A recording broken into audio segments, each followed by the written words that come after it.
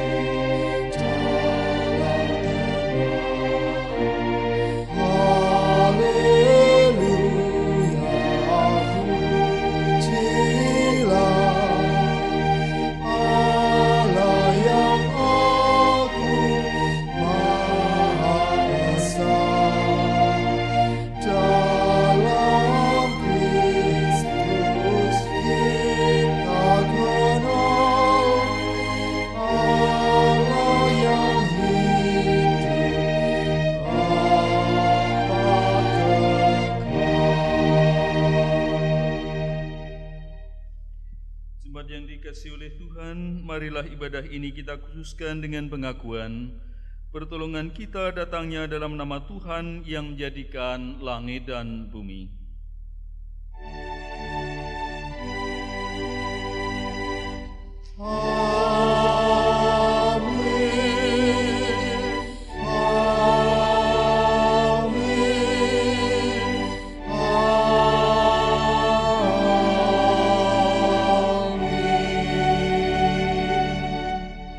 Kasih karunia dan damai sejahtera dari Allah Bapa kita dan dari Tuhan Yesus Kristus beserta dengan persekutuan Roh Kudus ada pada saudara sekalian dan beserta saudara juga.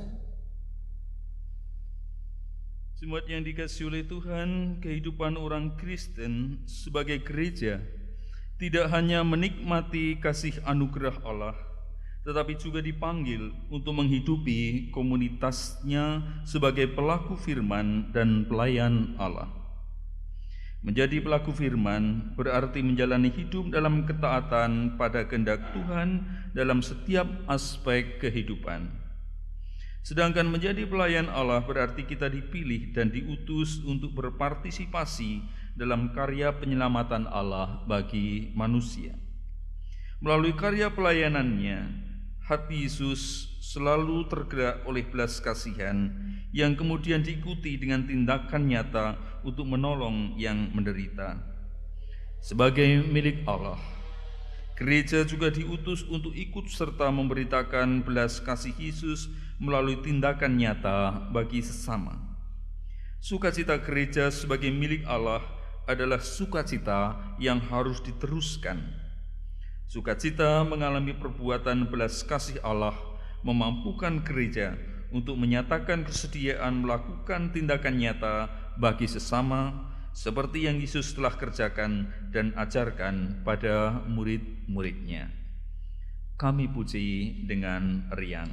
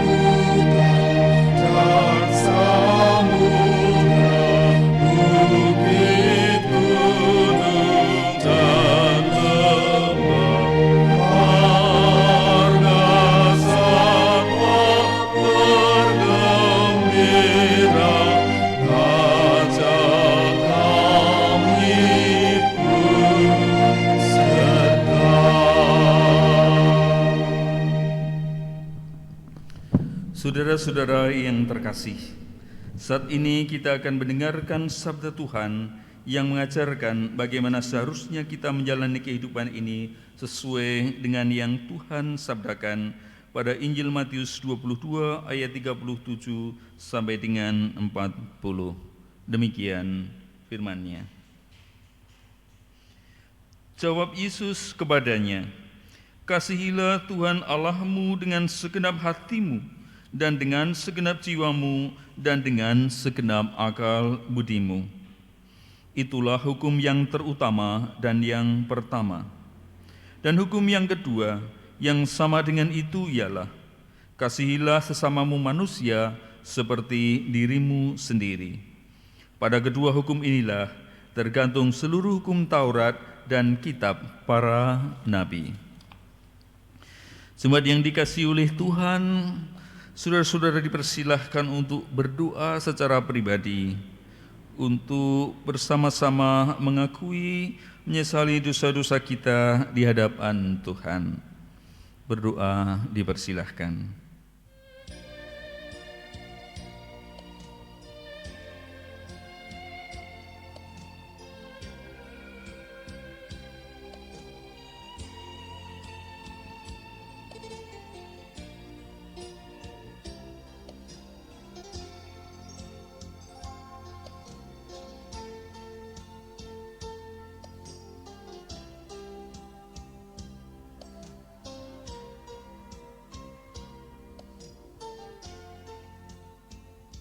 Tuhan, itulah doa-doa seluruh warga jemaat-Mu.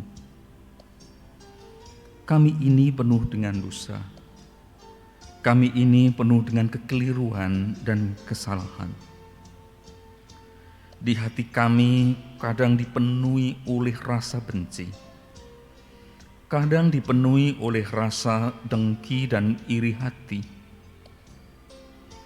Kadang-kadang kecemasan dan ketakutan kami justru membawa kami melangkah ke dalam dosa. Kami mengakuinya di hadapan-Mu ya Tuhan. Kasihanilah kami, ampunilah dosa kami, jangan ingat-ingat kesalahan kami, agar tidak terhalang berkat yang hendak Engkau anugerahkan kepada kami. Dalam Yesus, amin.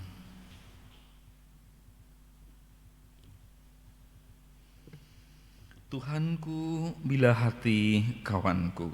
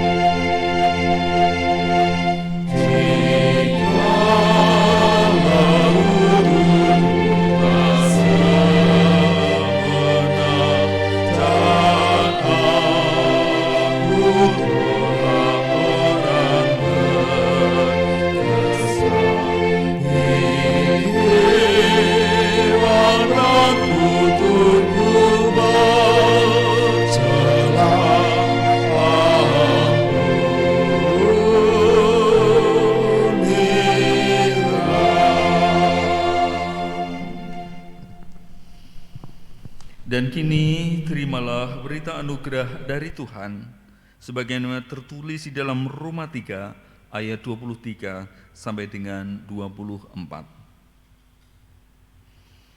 Karena semua orang telah berbuat dosa dan telah kehilangan kemuliaan Allah, dan oleh kasih karunia telah dibenarkan dengan cuma-cuma karena penebusan dalam Kristus Yesus.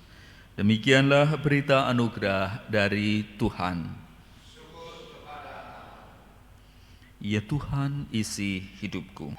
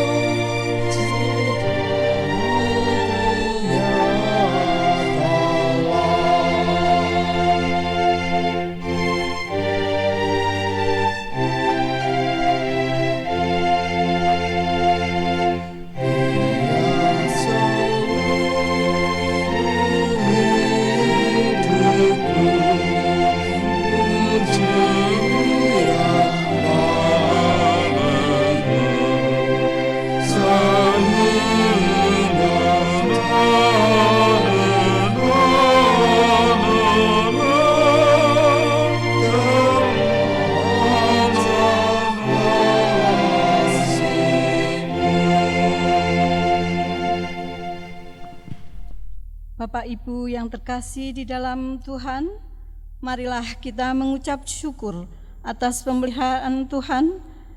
Ia senantiasa menuntun, memberkati, dan menyelamatkan kita. Karena itu, pantaslah kita menaikkan persembahan syukur bagi Dia. dengan mengingat sabda Tuhan yang tertulis dalam Mazmur 50 ayat 14, demikian firman-Nya, persembahkanlah syukur sebagai korban kepada Allah dan bayarlah nazarmu kepada yang maha tinggi. Demikian sabda Tuhan sebagai landasan di dalam kita mengumpulkan persembahan. Dalam mengumpulkan persembahan akan diiringi dengan pujian dari Kidung Jemaat 365B bait 1 dan 2. Tuhan ambil hidupku.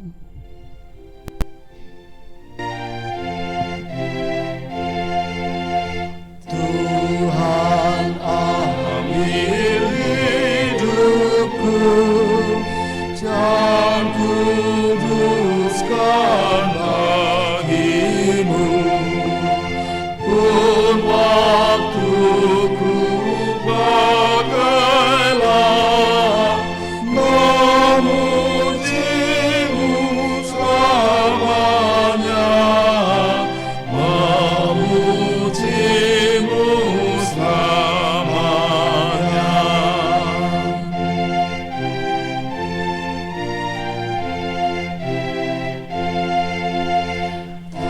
Tanganku gerakkanlah, kasih-Mu pendorongnya, dan jadikanlah aku berkenan kepadamu, berkenan kepadamu.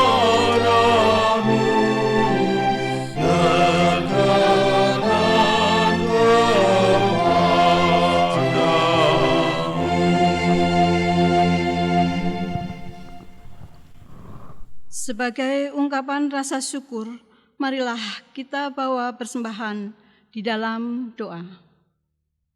Ya Tuhan Allah, Allah yang kami kenal di dalam nama Tuhan Yesus Kristus, Engkaulah sumber dari segala yang baik dan indah dalam kehidupan kami.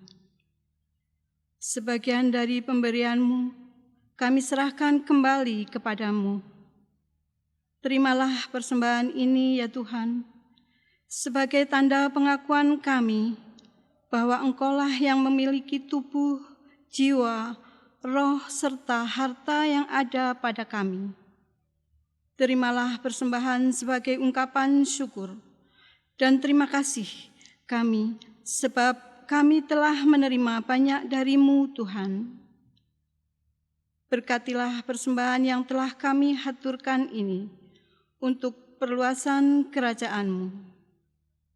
Tuhan Yesus, ajari kami untuk terus mengucap syukur kepadamu, bukan hanya dengan materi, namun ajari kami untuk mempersembahkan hidup dan kehidupan kami dalam melayani-Mu. Demikian pula, berkati saudara kami yang Tuhan pakai untuk mengelola persembahan, agar dapat mempergunakan persembahan ini untuk kemuliaan-Mu saja. Sebentar lagi akan menerima berkat rohani melalui Bapak Pendeta Erwiji Santoso. Untuk itu, berkatilah Bapak Pendeta Erwiji Santoso yang akan menyampaikan kebenaran firman Tuhan, sehingga kami dapat mendengar, mengerti, dan melakukannya seturut kehendak-Mu. Berfirmanlah Tuhan, kami siap mendengar. Bila terselip dosa dalam kami berdoa, menghaturkan persembahan ini, ampuni kami. Terima kasih Tuhan. Dalam nama Tuhan Yesus Kristus, kami sudah berdoa dan mengucap syukur. Haleluya. Amin. Ibu bapak saudara jemaat yang dikasihi oleh Tuhan, sabda Tuhan yang akan kita renungkan pada minggu pagi hari ini tertulis di dalam Injil Matius 9 ayat 35 sampai dengan 10 ayat 8. Matius 9 ayat 35 sampai 10 ayat ke-8. Demikian. Demikianlah Yesus berkeliling ke semua kota dan desa.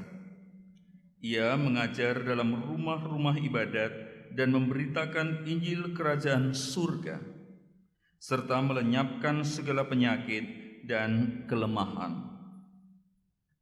Melihat orang banyak itu, tergeraklah hati Yesus oleh belas kasihan kepada mereka, karena mereka lelah dan terlantar seperti domba yang tidak bergembala. Maka katanya kepada murid-muridnya, "Tuaian memang banyak, tetapi pekerja sedikit. Karena itu mintalah kepada Tuan yang mempunyai tuaian, supaya ia mengirimkan pekerja-pekerja untuk tuaian itu." Yesus memanggil ke-12 muridnya dan memberi kuasa kepada mereka untuk mengusir roh-roh jahat dan untuk melenyapkan segala penyakit dan segala kelemahan. Inilah nama ke-12 rasul itu. Pertama, Simon yang disebut Petrus dan Andreas saudaranya, dan Yakobus anak Zebedeus dan Yohanes saudaranya, Filipus dan Bartolomeus, Thomas dan Matius pemungut cukai, Yakobus anak Alfius dan Tadeus, Simon orang Selot dan Yudas Iskariot yang mengkhianati dia. Ke-12 murid itu diutus oleh Yesus, dan ia berpesan kepada mereka, "Janganlah kamu menyimpang ke jalan bangsa lain atau masuk ke dalam kota orang Samaria, melainkan pergilah kepada domba-domba yang hilang dari umat Israel. Pergilah dan beritakanlah, kerajaan surga sudah dekat. Sembuhkanlah orang sakit, bangkitkanlah orang mati, tahirkanlah orang kusta, usirlah setan-setan. Kamu telah memperolehnya dengan cuma-cuma, karena itu berikanlah pula dengan cuma-cuma." Demikianlah Injil Yesus Kristus. Yang berbahagia adalah mereka yang mendengar firman Allah dan yang memeliharanya. Haleluya.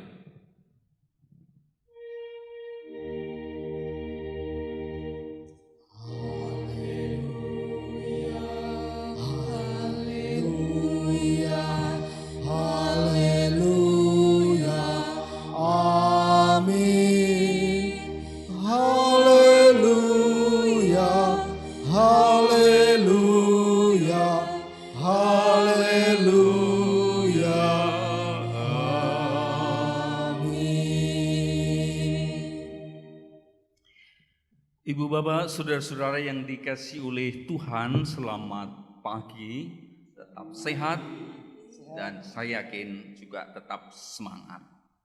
Nah, ibu bapak, saudara yang dikasihi oleh Tuhan, ada suatu pengalaman di suatu kali ada sebuah tim pemberdayaan yang datang ke sebuah desa. Ini di luar Jawa.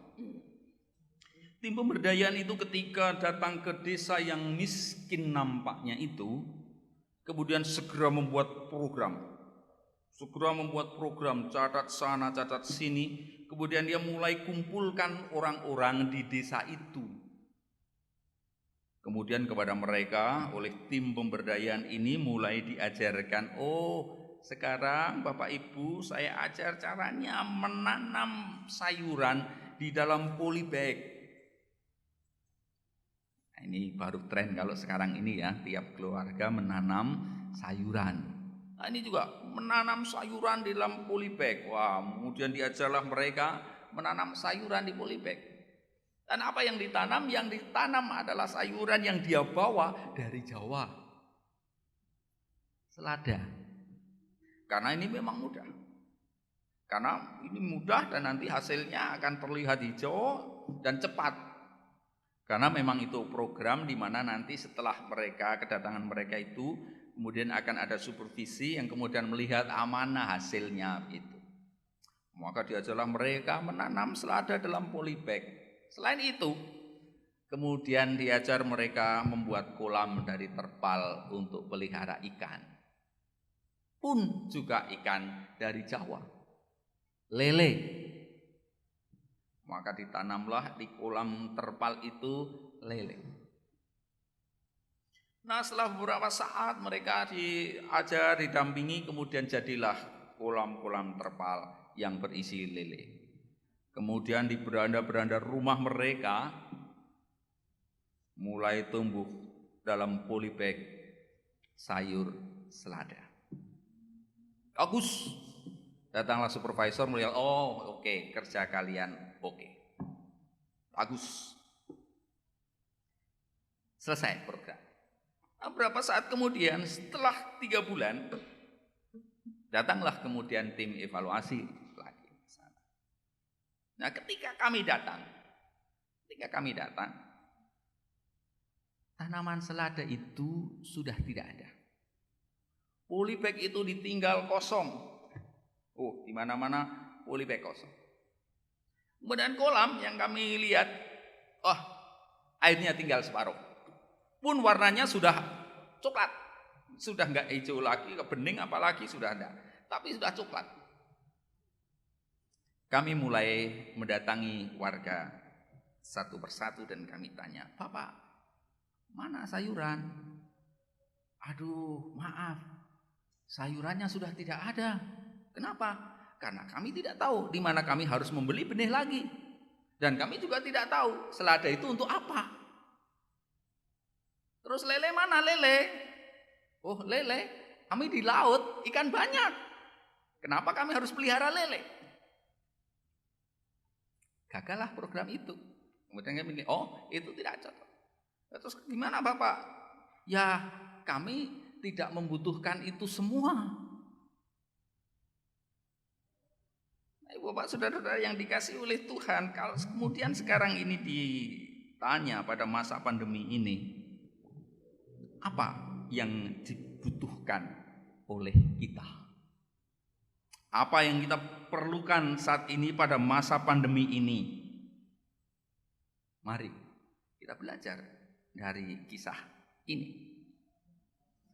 Tuhan Yesus Kristus pada waktu itu dikatakan demikian. Demikianlah Yesus berkeliling ke semua kota dan desa. Ia mengajar dalam rumah-rumah ibadat dan memberitakan Injil Kerajaan Surga serta melenyapkan segala penyakit dan kelemahan. Luar biasa sekali peran Tuhan Yesus ini. Luar biasa sekali yang dia lakukan.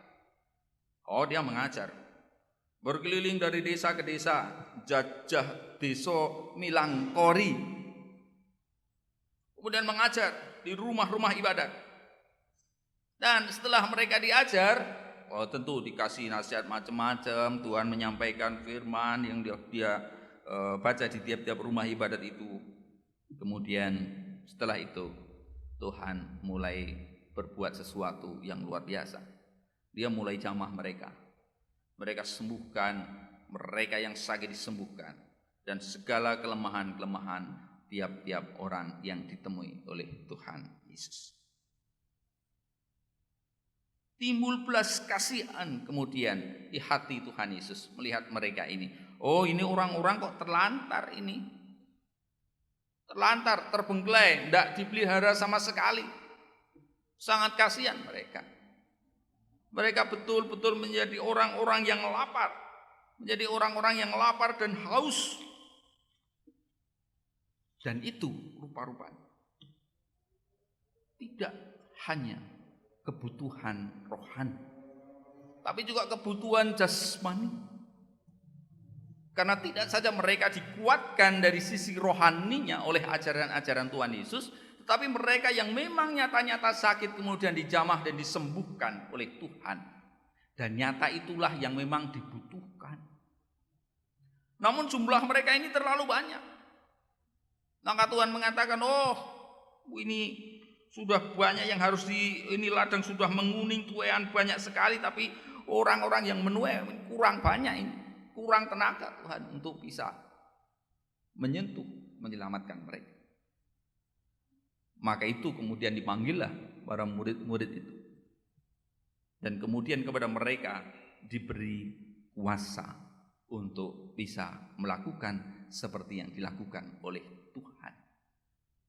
Mereka mulai bisa menyembuhkan. Maka diutuslah kemudian para murid ini. Ke-12 murid itu diutus oleh Yesus. Mereka pergilah dan beritakanlah kerajaan surga sudah dekat. Sembuhkanlah orang sakit, bangkitkanlah orang mati, tahirkanlah orang kusta, usirlah setan-setan. Kamu telah memperolehnya dengan cuma-cuma, karena itu berikanlah pula dengan cuma-cuma. Para murid ini kemudian diutus oleh Tuhan. Dan mereka diutus untuk pergi menjawab kebutuhan orang-orang ini. Bapak Saudara yang dikasihi oleh Tuhan, masa-masa pandemi ini betul-betul merupakan tantangan bagi kita semua. Bagi kita semua orang Kristen. Harus kemudian segera terlihat mana baiknya orang Kristen, mana perannya orang Kristen, mana baiknya gereja, mana perannya gereja. Karena nyata-nyata Tuhan Yesus sudah memberikan contoh kepada kita. Ada dua hal yang sedang diderita oleh masyarakat kita, sama seperti orang-orang pada zaman Yesus pada waktu itu. Sakit mereka tidak saja sakit secara rohani, tapi juga sakit secara jasmani. Kebutuhan mereka tidak hanya sekedar kebutuhan rohani, tapi juga kebutuhan jasmani. Saya sih pernah berdiskusi dengan orang-orang yang kurang begitu setuju ketika gereja atau jemaat-jemaat juga memikirkan hal ini. Mereka mengatakan, Pak Pendeta, kalau orang mau makan itu enggak harus jadi orang Kristen, dia bisa bekerja, dia bisa memperoleh hasil kok. Ngapain gereja harus ikut-ikutan dalam hal itu? Pertanyaan itu saya balik. Bayangkan kalau orang-orang yang bekerja, orang-orang yang mencari makan itu tidak diberi dasar iman, kira-kira mau jadi apa dunia kita ini? Kayak binatang yang berebutan saling cakar satu dengan yang lain, saling gigit satu dengan yang lain. Ya kalau dapat, kalau nggak dapat itu rebutan balung tanpa isi gitu kan. Maka kemudian di dalam situasi kita yang seperti sekarang ini, saya mengatakan dua kebutuhan ini penting sekali, harus secara berimbang untuk dipenuhi. Karena apa? Nek mingkur tinggi dungke, didungake, yo ranjuk warek. Tapi kalau mereka kita biarkan saja, mereka menjual, kita biarkan mereka menanam, kita biarkan mereka menggali, kita biarkan mereka untuk bertransaksi tanpa didasari oleh ini, apa yang terjadi? Yang terjadi adalah kalau di Jawa itu asu gede menang kerai. Wah, ini kemudian akan cakar-cakaran dan kemudian dilibaslah yang kecil-kecil ini. Karena enggak ada dasarnya ini sama sekali. Orang hanya mengambil keuntungan, mengisi perutnya sendiri, tidak memikirkan yang lain. Maka dua kebutuhan ini menjadi sangat penting untuk diperhatikan dan kemudian dipenuhi secara berimbang.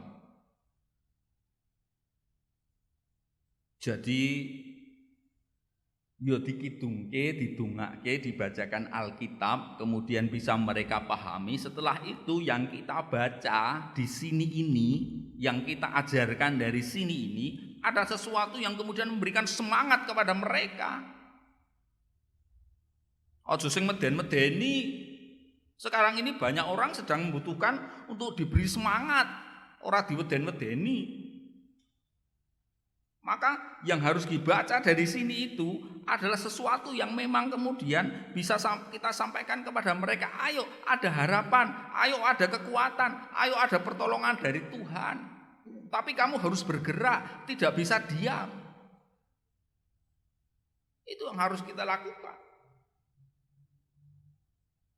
Jadi dua hal ini secara berimbang harus kita jawab kebutuhan-kebutuhan itu.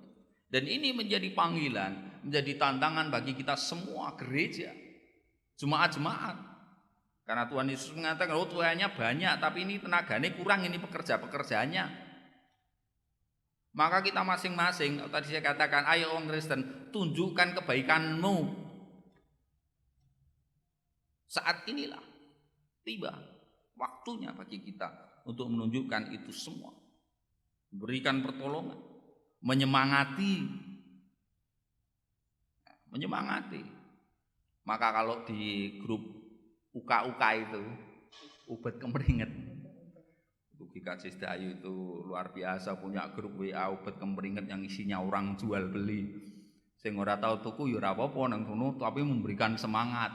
Ayo terus di up ngomong nawake up terus ngono ki ya sedikit-sedikit nanya dan lain sebagainya, enggak apa-apa. Karena apa? Itu memberikan semangat.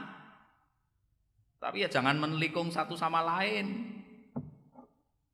Tuku regane 2.500 kok kon ngeterke adohe saka Sengon tekan Sungapan. Mesake sing dodolan ra sido bati, mah rugi. Ya kan? Oh, ini kemudian ada suatu perbuatan yang konstruktif yang dilakukan oleh gereja dan jemaat. Oh, saling mereka warga jemaat ini masing-masing mereka saling menguatkan. Dan juga kemudian menjadi berkat bagi orang lain. Tapi sekarang ini yang sangat penting adalah bagaimana kita bisa menyemangati satu dengan yang lain. Mengikuti Yesus, menjadi pelaku firman-Nya dan menunjukkan tindakan sebagai pelaku firman itu di dalam perbuatan sehari-hari. Itu yang menjadi kebutuhan jemaat kita. Maka kalau toh ibadah masih diselenggarakan lewat YouTube streaming ini, dan sebentar lagi pemerintah sudah mengizinkan kita pada daerah-daerah tertentu untuk boleh menyelenggarakan ibadah di gereja dengan protokol yang harus kita penuhi, dengan tata cara yang harus kita ikuti aturannya.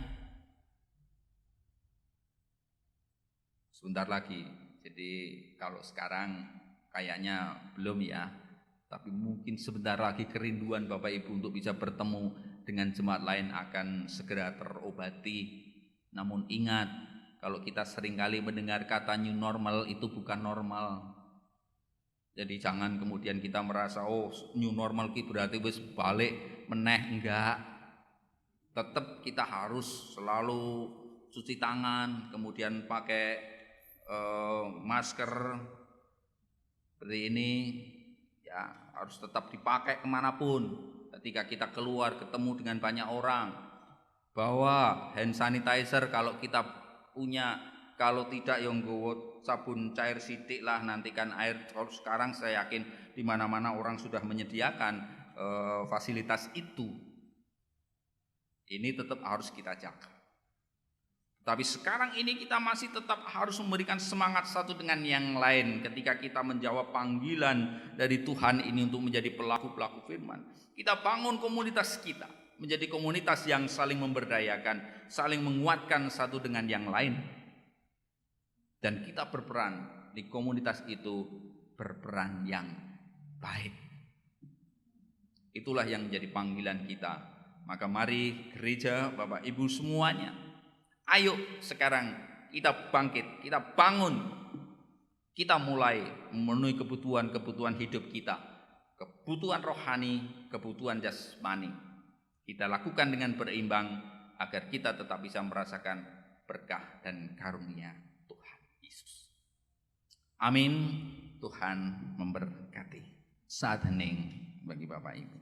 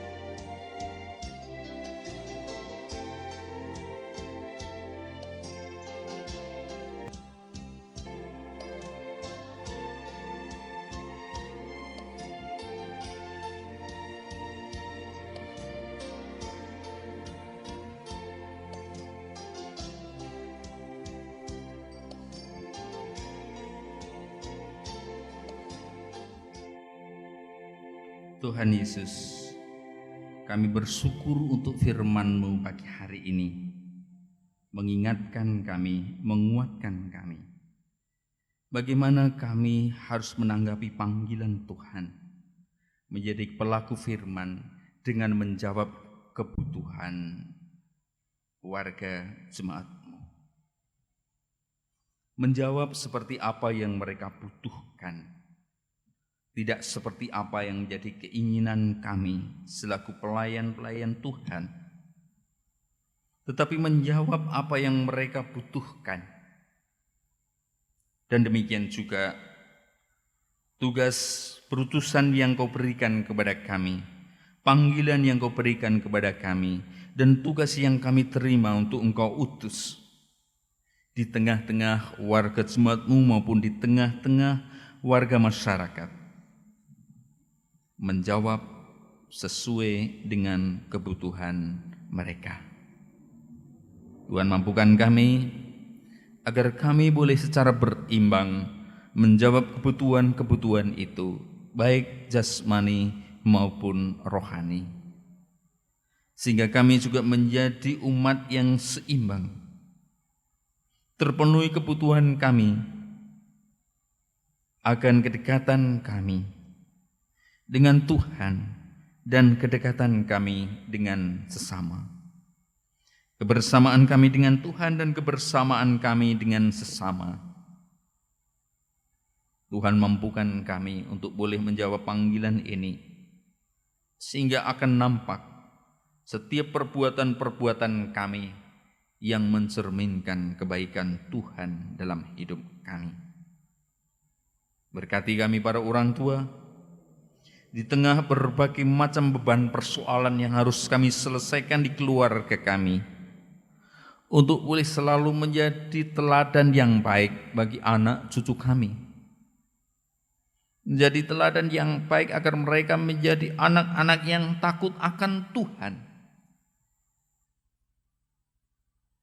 Beri kami kekuatan agar kami boleh mencukupkan keperluan-keperluan hidup keluarga kami dengan bekerja. Beri kekuatan agar kami terus punya semangat melakukan pekerjaan-pekerjaan kami sebagai tempat kami berharap karunia dan belas kasihan Tuhan. Engkau berkati anak cucu kami ini, sekolah mereka, belajar mereka. Kalau mereka sudah boleh menyelesaikan ujiannya, atau masih ada yang harus menyelesaikan ujiannya, mereka yang mencari tempat untuk melanjutkan sekolahnya, Tuhan berkati mereka, Tuhan tunjukkan tempat bagi mereka untuk menuntut ilmu. Dan kalau mereka masih harus menahan diri untuk tidak bertemu dengan teman-teman sekolahnya, Tuhan berkati mereka dengan kesabaran, tamu dengan sukacita, dengan kegembiraan, agar mereka tidak menjadi jenuh, tidak menjadi bosan, dan melakukan hal-hal yang tidak baik. Kami berdoa untuk warga jemaat-Mu yang saat ini sedang sakit. Tuhan jamah mereka, Tuhan sembuhkan mereka melalui setiap usaha dan upaya yang mereka lakukan, dokter, obat-obatan, jamu, atau melalui sikap hidup yang sehat, bersih. Kami berdoa untuk mereka yang dalam pergumulan, yang beban di masa-masa ini menjadi begitu berat bagi mereka. Tuhan beri kekuatan, Tuhan tambahkan kekuatan kepada mereka, agar seberapapun besarnya beban itu, mereka tetap menjadi umat-Mu yang setia kepada Tuhan. Berkati agar kami boleh senantiasa menghitung anugerah-Mu dalam hidup kami.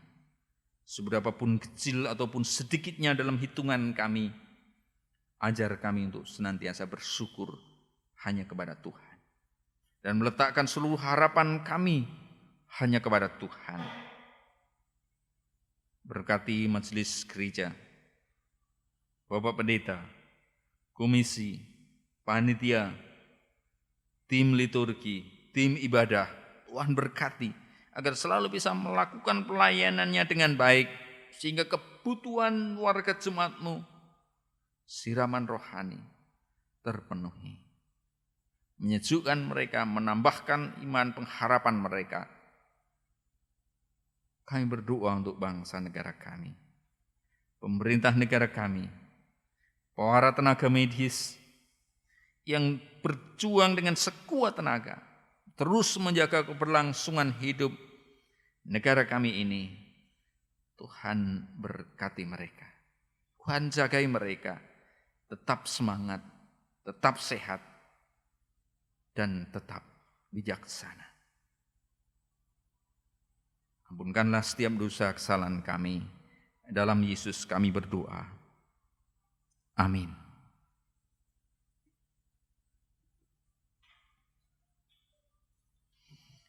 Jemaat yang terkasih di dalam Tuhan Yesus Kristus, mari kita bersama-sama dengan umat Tuhan di segala tempat dan waktu kita nyatakan kembali pengakuan iman kita menurut pengakuan iman rasuli yang demikian. Aku percaya kepada Allah, Bapa yang Maha Kuasa, Khalik langit dan bumi, dan kepada Yesus Kristus, anaknya yang tunggal Tuhan kita, yang dikandung daripada Roh Kudus, lahir dari anak darah Maria, yang menderita di bawah pemerintahan Pontius Pilatus, disalibkan, mati dan dikuburkan, turun ke dalam kerajaan maut. Pada hari yang ketiga, bangkit pula dari antara orang mati, naik ke surga, duduk di sebelah kanan Allah, Bapa yang Maha Kuasa, dan akan datang dari sana untuk menghakimi orang yang hidup dan mati. Aku percaya kepada Roh Kudus, gereja yang kudus dan am, persekutuan orang kudus, pengampunan dosa, kebangkitan daging, dan hidup yang kekal. Kita mengakhiri ibadah kita, Kidung Jemaat 429, bait pertama dan yang kedua, masih banyak orang berjalan.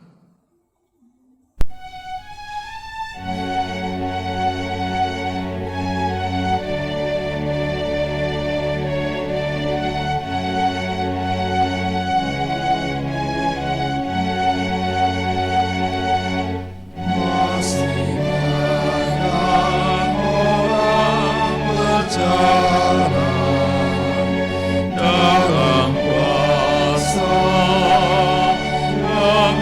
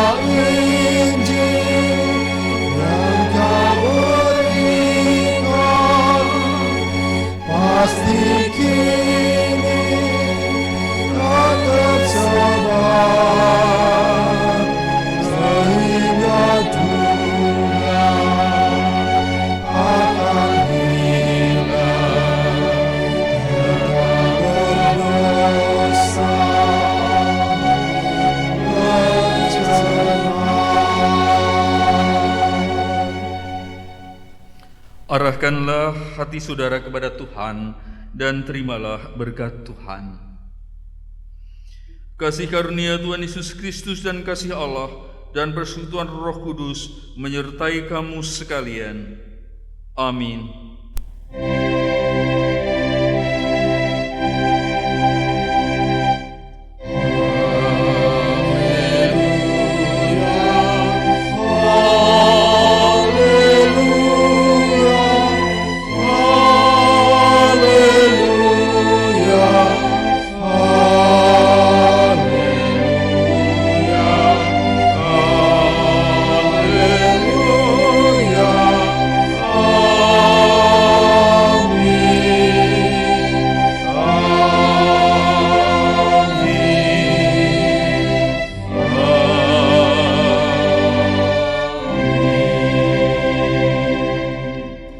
Kudus kami menjadi saksi.